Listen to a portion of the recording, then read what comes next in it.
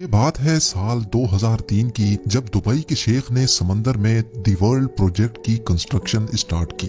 समंदर में 300 आइलैंड्स बनाने का ये प्रोजेक्ट अर्थ शेप की तरह दिखने के लिए बनाया जा रहा था, जिसमें लग्जरी विलास, होटल्स और बीच रिजॉर्ट्स के साथ साथ वो सब कुछ बनाया जाना था जिसका अंदाजा लगाना भी काफी मुश्किल है।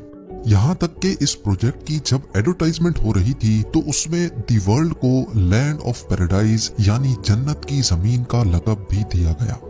लेकिन ये प्रोजेक्ट कंप्लीट होने के 12 सालों बाद भी आज तक ये आइलैंड्स समंदर में वीरान क्यों पड़े हैं? दुनिया की महंगी तरीन सेलिब्रिटीज से एंडोर्समेंट करवाने के बावजूद भी दुबई के शेख का ख्वाब अधूरा क्यों रह गया? यहाँ आखिर हुआ क्या था? बात तो हम सबको मालूम है कि दुबई के रूलर शेख मोहम्मद बिन रशीद अल मखदूम ने दुबई में वो कुछ कर दिखाया है जिसकी मिसाल पूरी दुनिया में नहीं मिलती।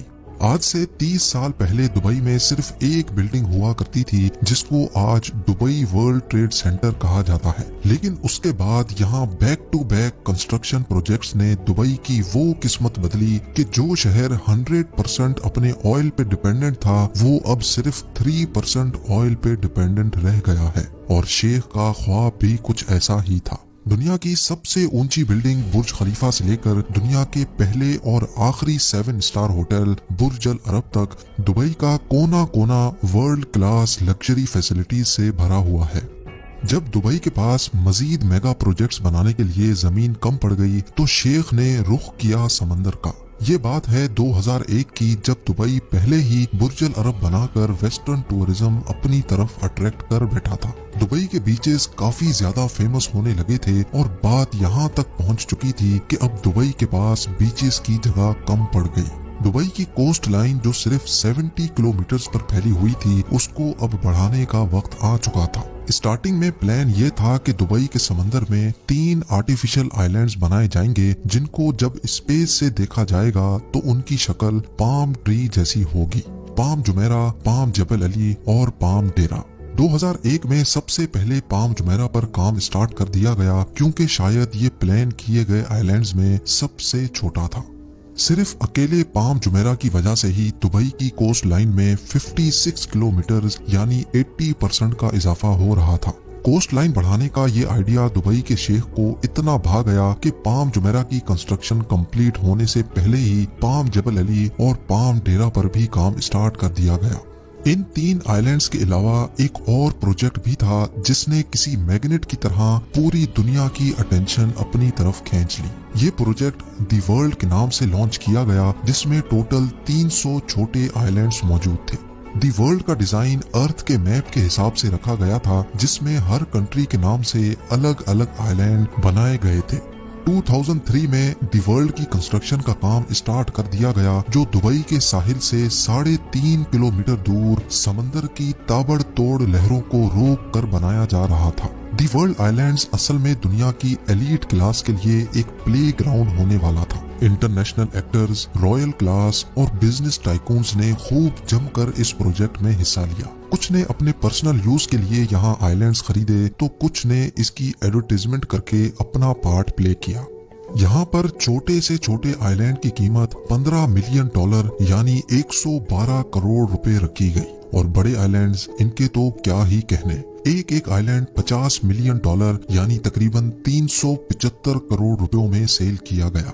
जिस तरह दुबई को पास्ट प्रोजेक्ट्स में भरपूर कामयाबी मिली थी इसी तरह दी वर्ल्ड में भी मिली। कंस्ट्रक्शन कंप्लीट होने से पहले ही 2008 में 60% से भी ज्यादा आइलैंड्स सेल आउट हो चुके थे। लेकिन सवाल ये है कि समंदर में रेत से बने इन आइलैंड्स की इतनी ज्यादा कीमत क्यों रखी गई? पहली बात तो ये है कि ये इतना आसान काम नहीं है। ठाठे मारते हुए समंदर में एक छोटा सा आइलैंड भी बनाना बहुत मुश्किल होता है। यहाँ तो फिर दुबई ने 300 आइलैंड्स बनाए थे। सिर्फ एक आइलैंड को बनाने में इतनी ज्यादा रेत इस्तेमाल हुई थी कि उससे एक पूरा क्रिकेट स्टेडियम टॉप से लेकर बॉटम तक भरा जा सकता है। अगर पत्थरों की बात की जाए तो दी वर्ल्ड आइलैंड्स में इस्तेमाल होने वाले पत्थरों का वजन 5.5 लाख ट्रेन इंजन्स के वजन के बराबर बनता है। 9 किलोमीटर लंबा और 6 किलोमीटर चौड़ा ये प्रोजेक्ट बनाने में दुबई गवर्नमेंट को 14 अरब डॉलर खर्च करने पड़े। इस रकम से दुबई 9 बुर्ज खलीफा या फिर 14 बुर्ज अल अरब जैसे 7 स्टार लग्जरी होटल्स बनवा सकता था। लेकिन शेख को ना सिर्फ दुबई की जमीन बल्कि यहाँ के समंदर से भी इनकम जनरेट करना थी, और यही वजह थी कि शेख समंदर में जन्नत की जमीन बनाना चाहते थे। तो फिर आखिर ऐसा क्या हुआ कि इतना ताम झाम करने के बावजूद भी पिछले 12 सालों से ये आइलैंड्स बिल्कुल वीरान पड़े हैं। दी वर्ल्ड आइलैंड्स के फेलियर में सबसे पहला रीजन इसका डिजाइन है। सबको यही उम्मीद थी कि प्रोजेक्ट का डिजाइन अर्थ के मैप के हिसाब से बनाया जाएगा, लेकिन प्रोजेक्ट कंप्लीट होने के बाद मालूम पड़ा कि ये अर्थ के डिजाइन से काफी ज्यादा अलग है। ज्यादातर आइलैंड्स की शेप एक्चुअल कंट्रीज की शेप से काफी मुख्तलिफ थी, जिससे इन्वेस्टर्स को काफी ज्यादा डिसअपॉइंटमेंट हुई। लेकिन सिर्फ डिजाइन का चेंज होना ही दी वर्ल्ड की नाकामी का रीजन नहीं था। 2008 में दी वर्ल्ड की लॉन्च रखी गई, जिसमें पूरे दुबई को फायरवर्क से चमका दिया गया था। जितना पैसा इस लॉन्च इवेंट में बहाया गया वो सारा का सारा बेमकसद साबित हुआ, क्योंकि ये वो वक्त था जब पूरी दुनिया को ग्लोबल फाइनेंशियल क्राइसिस ने घेर रखा था। दी वर्ल्ड के 60% आइलैंड्स इस फाइनेंशियल क्राइसिस से पहले ही सेल हो चुके थे, और इस क्राइसिस की वजह से न सिर्फ वर्ल्ड आइलैंड्स बल्कि पूरे दुबई की प्रॉपर्टीज के रेट्स जमीन पर आ गिरे। फाइनेंशियल क्राइसिस की वजह से जिन एलिट्स ने ये आइलैंड्स खरीद रखे थे, उन्होंने भी यहाँ कंस्ट्रक्शन का काम नहीं करवाया। वक्त गुजरता गया और इसी दौरान एक और मसला खड़ा हो गया। खाली पड़े आइलैंड्स आहिस्ता आहिस्ता समंदर की नजर होने लगे। ये नोटिस किया गया कि कई आइलैंड्स इरोजन की वजह से समंदर के नीचे जा चुके हैं।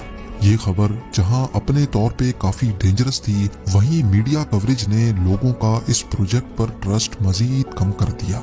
उसका नतीजा ये हुआ कि ग्लोबल फाइनेंशियल क्राइसिस खत्म होने के बाद दुबई के दूसरे एरियाज में तो बिजनेस वापस लौट आया, लेकिन वर्ल्ड आइलैंड्स पर इरोजन के डर से किसी ने भी अपनी किस्मत नहीं आजमाई। इंजीनियर्स और रिसर्च टीम ने जब आइलैंड इरोजन को इन्वेस्टिगेट किया तो एक और खौफनाक मामला उभर कर सामने आ गया। पाम जुमेरा, पाम जबल अली और पाम डेरा के साथ साथ वर्ल्ड आइलैंड्स की कंस्ट्रक्शन में इस्तेमाल होने वाली रेत पर्शियन गल्फ के समंदर से ही ड्रेजर के जरिए निकालकर आइलैंड साइट पर डंप की जाती थी। जिन शैलो वाटर्स में से रेत निकाली गई थी, वहां पानी का दबाव बढ़ गया, जिसकी वजह से समंदर की वेव्स में काफी चेंजेस नोटिस की गई। वेव्स में चेंजेस की वजह से न सिर्फ आर्टिफिशियल आइलैंड्स बल्कि पूरे दुबई की कोस्ट लाइन में इरोजन देखी गई। ये सैटेलाइट फुटेज 2002 की है, जब सिर्फ पाम जुमेरा बनाया गया था। इस फुटेज में दुबई की कोस्ट लाइन को गौर से देखें, जो कि ऑलमोस्ट स्ट्रेट लाइन में नजर आ रही है। अब गौर करें इस फुटेज पर जो 2008 की है, जब बाकी तमाम आइलैंड्स भी बनाए जा चुके थे। इसमें साफ साफ देखा जा सकता है कि दुबई की अपनी कोस्ट लाइन जगह जगह से इरोड हो रही है, और इसको रोकने के लिए कई जगह पर आर्टिफिशियल वॉल्स भी खड़ी की गई हैं। आर्टिफिशियल आइलैंड्स बनाने, दुबई की कोस्ट लाइन को डबल ट्रिपल करने और नेचर से खेलने का अमल अब दुबई पर उल्टा वार करने पर तुला है। इस मामले ने इन्वेस्टर्स, बिजनेस टाइकून्स और सेलिब्रिटीज के ट्रस्ट लेवल को इतनी ठोस पहुंचाई कि दुबई गवर्नमेंट ने तमाम आइलैंड प्रोजेक्ट्स पर फौरन काम रुकवा दिया। बात यहाँ तक पहुँच गई कि दुबई को पाम जबल अली के इन्वेस्टर्स को रिफंड करना पड़ा और पाम डेरा के प्रोजेक्ट को आधे में ही छोड़ना पड़ा। बेशक प्राइवेट आइलैंड का अपना ही चार्म है, लेकिन जो लग्जरी वर्ल्ड आइलैंड्स में एंजॉय की जा सकती है वो पाम जुमेरा पर ऑलरेडी लोग कर रहे हैं। आखिरकार ये दुबई का पहला आर्टिफिशियल आइलैंड प्रोजेक्ट है जो भरपूर कामयाब हुआ। कई famous celebrities already palm Jumeirah पे प्रॉपर्टीज ओन करते हैं, जिनमें famous football player David become, Shahrukh Khan और शिल्पा शेट्टी के साथ साथ कई जाने माने नाम भी शामिल हैं। लेकिन ऐसा भी नहीं है कि वर्ल्ड आइलैंड्स पर किसी ने भी अपना मेंशन नहीं बनाया। 300 में से 9 आइलैंड्स ऐसे हैं जिनको डेवलप किया जा चुका है। इनमें लेबनान आइलैंड, यूरोप आइलैंड्स और फार्मूला 1 ड्राइवर के नाम पे बनाया गया माइकल शू मेकर आइलैंड डेवलप किया जा चुका है। बाकी तमाम 291 आइलैंड्स अभी तक खाली पड़े हैं और आहिस्ता आहिस्ता समंदर की नजर होते जा रहे हैं। दुबई के शेख अपनी इस नाकामी से अच्छी तरह वाकिफ हैं और अपनी इस गलती को सुधारने के लिए नए और जदीद प्रोजेक्ट्स भी लॉन्च करने में लगे हैं।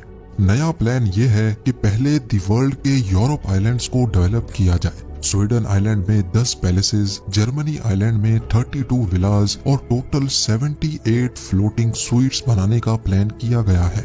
इन फ्लोटिंग स्वीट्स में टूरिस्ट समंदर के एक यूनिक एक्सपीरियंस को एंजॉय कर सकेंगे। ना सिर्फ समंदर के ऊपर बल्कि टूरिस्ट अपने अंडर वाटर बेडरूम से मरीन लाइफ से भी लुत्फ अंदोज हो सकेंगे।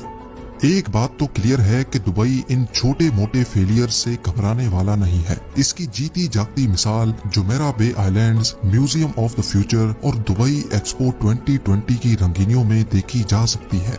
साथ ही साथ दुबई के फ्यूचर प्रोजेक्ट्स में दुनिया का पहला डायनामिक टावर भी मौजूद है, जिसके रोटेटिंग फ्लोर्स की वजह से अंदर बैठे लोग दुबई का 360 व्यू एंजॉय कर सकेंगे।